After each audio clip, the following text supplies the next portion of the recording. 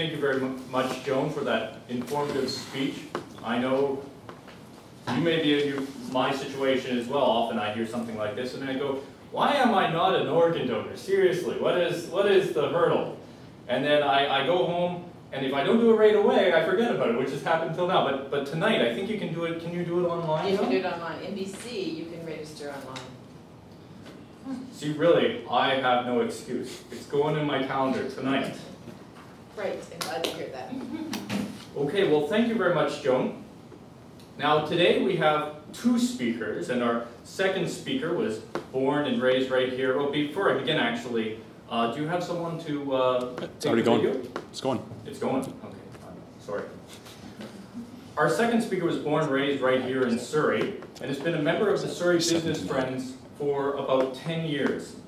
Bryson has had many accomplishments in addition to being a clear and entertaining speaker, including the recent acquisition and recovery of a struggling business, which he since sold to a competitor.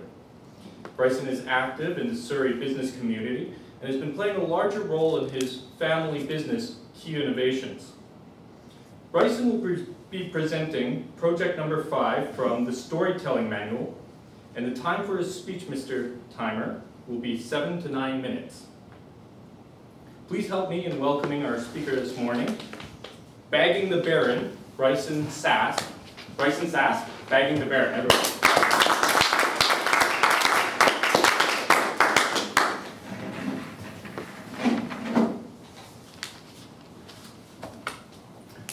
Master of Toast, fellow Toastmasters, welcome to our guests. In 1918, the skies over Europe were a scary place to be. Partially scary because, yes, it was World War I, but it was mostly scary because of one person, Manfred von Richthofen, known as the Red Baron, or as the Germans would say, der Red Baron. Now, Manfred was what was called a flying ace. He was called that because he had confirmed 80 kills as a pilot. And if you were a British pilot, you feared the Red Baron. In Germany, the Red Baron was a hero. He was so Superstar, as they would say. Was he good, the Red Baron? Yeah, he was sehr gut. Now, Manfred von Richthofen was given the name Red Baron partially because he was a man of noble comings.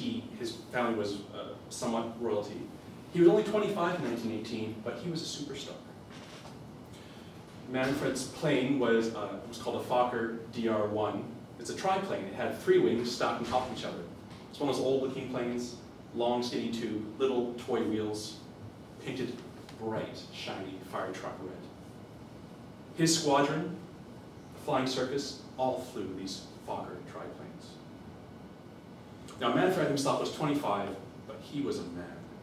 If you saw a picture of him, he was immaculate.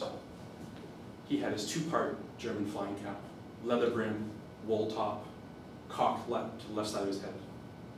He had his wool pea coat on, high collar, tipped up.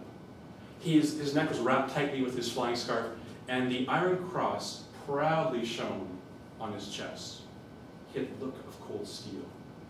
He was a man. And the war might have gone a different way. The Red Baron might have really won the war had it not been for one other person, a Canadian by the name of Arthur Ray Brown. Commander Brown, as he would later be called. Now, Arthur Ray Brown was a Canadian. He was born in a small town 50 kilometers outside of Ottawa, Charlton Place. His father was a farmer. He went to school, like you did, elementary school, high school. He then went to Edmonton, where he took accounting classes. He wanted to become an accountant. A noble profession, I think. It was at this school in Edmonton where he met his lifelong friend, Wilfred May. And May and Commander Brown went off and enlisted in the war together. Now, Commander Brown, compared to the Red Baron was a man. Commander Brown, if you saw a picture of him, he was a mere boy. The same age, they were both 25, the Red Baron and Commander Brown, but he looked like a boy. A very youthful, boyish face. He looked like a kind young man. He was also immaculately dressed, white shirt, tie, flight jacket. He would probably wear his RAF, Royal Air Force officer's hat on his head, centered, not crooked, with the Royal Air Force emblem on it. He was a mere boy, and the Baron was a man. Now, he enlisted into the war, not with the Canadian Army, but with the British Army. He went away to England in 1915. He enlisted into flight school, whereas his friend May enlisted into the regular army. He went down that road. So they parted paths. In 1915, Commander Brown enlisted. He graduated from flight school. He subsequently, a couple months later, crashed his Avro 504 plane. And people on the ground that saw this crash thought he would be dead, but he walked away unscathed, or at least he thought. It turned out he had a broken vertebrae in his back, and he spent 2 months in the hospital recovering. But that didn't stop him. He got back flying, and he, for the next 2 years, was in reconnaissance and surveillance missions flying above Belgium as World War I waged on. In 1917, he was transferred to the 9th Naval Squadron. He was now a fighter pilot. No more reconnaissance easy missions. He was now fighting enemies. He bagged his first confirmed kill. He then got 3 more. He was eventually promoted to lieutenant. It was somewhat fortunate that in April 1917, April was called Bloody April because the British experienced extremely high number of casualties in the war. Fortunately for Commander Brown, he fell ill during the month of April 1917 and missed Bloody April, and perhaps lived because of that. He later was promoted to lieutenant and eventually went on to be promoted to flight commander. So now he was officially Commander Brown. In 1918, he was promoted from the lines of Belgium right to the Somme, the area of Somme in Europe. Heavily battled territory. It was at this time where the intensity of the war really picked up. The war got really fierce and a lot was happening. And it was at this time where pilots were flying 2 missions a day. They were run doggedly off their feet. He was tired. He looked 25 years older than he should be. He had premature gray hair, and as his colonel noted, he had bloodshot eyes, sunken into his face. He didn't look too healthy. But Commander Brown refused to quit flying, even being so sick, and he fought on. It was on April 21st, 1918, where Commander Brown's 9th Squadron was flying over the Somme, where they encountered the Jagdstaffel 11, the squadron of the Flying Circus, the squadron of the Red Baron. It was interesting that the Red Baron, his cousin was flying with their squadron this time. His cousin was a beginning fighter pilot, and beginning fighter pilots didn't actually fight. They flew with the squadron, yet they would fly above the battle as the battle raged on below, and they would observe the battle. So the Red Baron had his cousin learning. At the same time, interestingly enough, Commander Brown had his longtime friend, May, learning how to fight as well. So here's May and the cousin of the Red Baron above watching the fight below.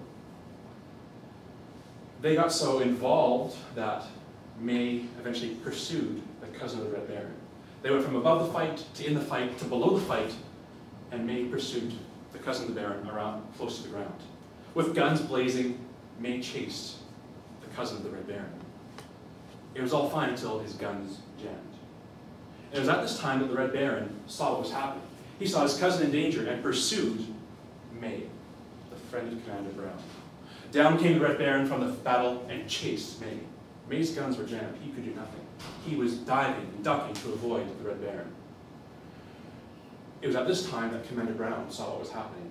His friend, May, was in grave danger. The Baron, the red plane shining on his tail. Commander Brown took his plane, dived down, around, and dipped steeply to the ground, chasing after the 3 planes in front of him. May and the cousin of the Red Baron went one way, the Red Baron and Commander Brown went the other way. They were very low to the ground in heavily fortified Allied territory.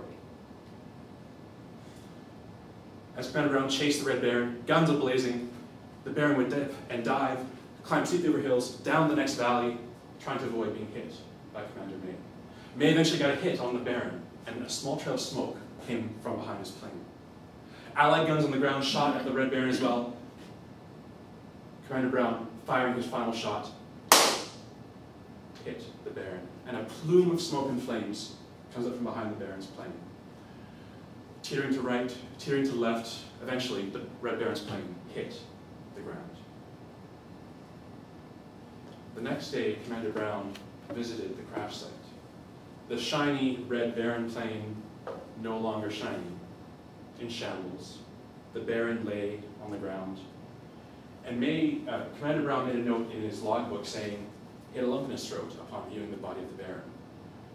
He wrote, "If he had been my dearest friend, I could not feel greater sorrow for him." A Canadian took down the Baron. The story doesn't end here, though. There's more to the story. What I can share with you is this. Commander Brown was accredited with taking down the Red Baron, a feat of its own. He was also commander and taught pilots how to fly. And he was the only commander who never lost anyone in his squadron during combat. Quite a feat. Ironically, the war ended. He went back to Canada, became an accountant. And funny enough, when World War II came around, he enlisted with the Canadian Army, but was rejected as a pilot. Mr. Toastmaster.